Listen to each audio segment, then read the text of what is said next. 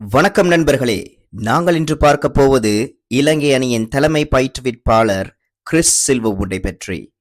இலங்கை அணியின் தலைமை பயிற்றுவிப்பாளர் கிறிஸ் சில்வர்வுட் ஏப்ரல் மாதம் 2022 இலங்கையின் தலைமை பொறுப்பை ஏற்றுக்கொண்டார் பயிற்றுவிப்பாளராக.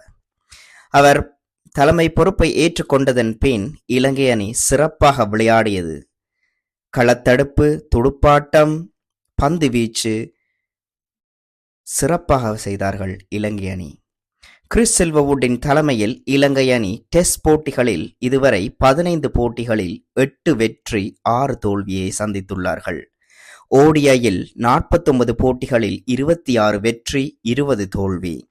2020யில் 37 போட்டிகளில் 19 வெற்றி 17 தோல்வியை சந்தித்துள்ளார்கள் இலங்கை அணி கிறிஸ் சில்வர்வுட்டின் தலைமை பயிற்றுவிப்பில்.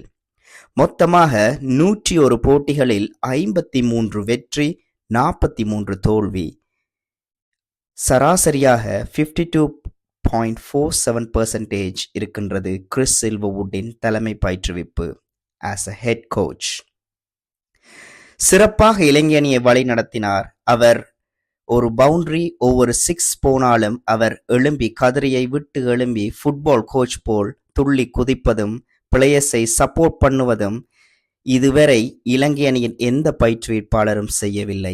கடந்த 2 வருடங்களில் ஒவ்வொரு போட்டியிலும் ஒரு தீவிர ரசிகன் எப்படி இருப்பானோ அப்படித்தான் கிறிஸ் சில்வர்வுட் இருந்தார் தலைமை பயிற்றுவிப்பாளராக.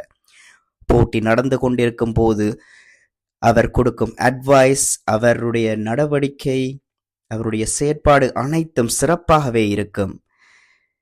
We really miss you, Chris Silverwood. அவர் கடைசியாக நடந்த ஊடக சந்திப்பில் சொல்லியிருக்கின்றார், இதுதான் சிறந்த நேரம் தலைமை பயிற்றுவிப்பிலிருந்து தான் ஓய்வு பெறுவதற்கு, இலங்கை அணியிலிருந்து தன்னுடைய குடும்பத்தாருடன் சிறந்த ஒரு நேரத்தை செலவிடுவதற்கான தருணம் என்று கிறிஸ் சில்வர்வுட் கூறியிருக்கின்றார். இவர் முன்னாள் இங்கிலாந்து அணியின் தலைமை பயிற்றுவிப்பாளராக இருந்தார் என்பது குறிப்பிடத்தக்கது.